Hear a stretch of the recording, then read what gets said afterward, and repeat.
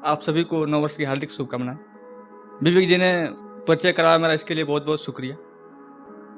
और एक शख्स ने कहा कि पहले आपकी दाढ़ी हुआ करती थी और आज नहीं है, तो उसके लिए दो लाइनें वो गुलजार साहब से मैंने ली हुई है, कॉपी की हुई है।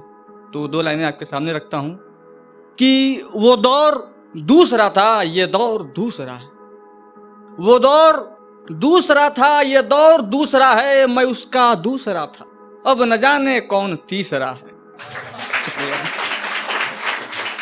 शुक्रिया।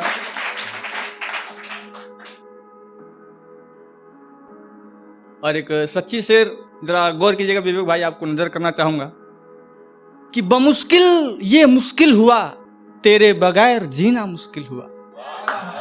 बमुश्किल ये मुश्किल हुआ, तेरे बगैर जीना मुश्किल हुआ। दिन कट जाते हैं तेरी राह तकते तकते, रातों में सोना मुश्किल हुआ।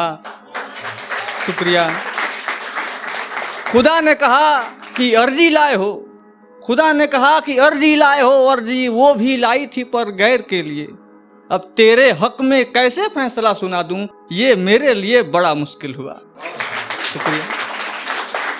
और विवेक जी ने बताया कि हम लोग जो राइटर होते हैं वो समाज की बातों को ऊपर लेके आते हैं और समाज की आईना दिखाते हैं। मैं रेलवे स्टेशन से बाहर निकला, कुछ लोग यूं ही रोड के किनारे पड़े हुए थे, कुछ बच्चे, कुछ अनाथ। तो उनके लिए दो लाइनें हैं। वैसे दो लाइनों में मैं उनके पूरी बता नहीं सकता, लेकिन चार लाइनें अपनी तरफ से मैं आपके सामने रखता हूं और गौर फरमाइएगा। फुटपाथ पर सोते हैं वो, आखिर कौन है वो लोग? उनका कोई है नहीं या किसी ने अपनाया नहीं, आखिर कौन है वो लोग?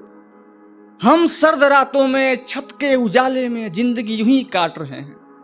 हम सर्द रातों में छत के उजाले में जिंदगी यूं ही काट रहे हैं और उन्हें एक बिस्तर तक नसीब नहीं होती, आखिर कैसे रहते हैं वो लोग? शुक्रिया। और पहली बार एटीट्यूड लहजे में मैंने कुछ लिखा है, चार लाइनें आपके सामने रखता हूं कि तुम मेरे सोच को समझ नहीं पाओगे, बड़े गहराई से लिखता हूं मैं। ऊपर से शरीफ दिखता हूं, अंदर चोटों की दुकान लिए फिरता हूं मैं। और कुछ लोग अब हमें मैच्योर होना सिखा रहे हैं, कुछ लोग अब हमें मैच्योर होना सिखा रहे हैं। मोहतरमा जाओ, तुझ जैसी हसीनाओं को अपनी कलम में लिए फिरता हूं मैं। और एक सच्ची शायरी आपके सामने रखता हूं। बहुत से कांड होते हैं, आप लोगों ने सुना ही होगा, तो उसको मैंने अपने लहजे में पेश कर रहा हूं। उसकी जमीनी सिलवटें दुहाई की भीख मांग रही थी, वो अनजान थी ऐसी दरिंदगी से रहम की गुहार लगा रही थी। आखिर किस माँ ने जन्म दिया होगा ऐसे दरिंदे को, आखिर किस माँ ने जन्म दिया होगा ऐसे दरिंदे को कि एक माँ की बेटी एक माँ के बेटे से अपनी ही आबरू बचा रही थी। शुक्रिया। और एक भोजपुरी, हमारी तरफ की मातृभाषा है भोजपुरी, उसमें मैंने कुछ लिखा है। और वैसे मैं भोजपुरी एल्बम के लिए गीत भी लिखता हूँ, तो बहुत ज़्यादा कठिनाई नहीं हुई। और ये मैं अपने सारे दोस्तों को नज़र करना चाहूँगा, जैसे विवेक भाई हुए, आप सब भी हुए, और खासकर विपुल, बहुत अच्छे दोस्त हैं हमारे, जिनकी वजह से आज मैं यहाँ हूँ और जिंदा भी हूँ। और उसमें कुछ और नाम है, जैसे सत्येंद्र मौर्य जी हुए, और कृष्णा हुए, अमित हुए, बहुत सारे लोग हैं। और उन्हीं के बदौलत, उन्हीं के हौसला अफजाई से आज मैं यहाँ हूँ। तो ये चार लाइनें मैं उनको नजर करना चाहूँगा कि प्यार कैनी तो से तू केहू और से यह रजा होगा, प्यार कैनी तो से तू केहू और से यह रजा होगा, साथ दिहलू बस दो चार पल यह वफा का। और हमरा खातिर तो तू कुंवारे में व्रत रखत रहलू,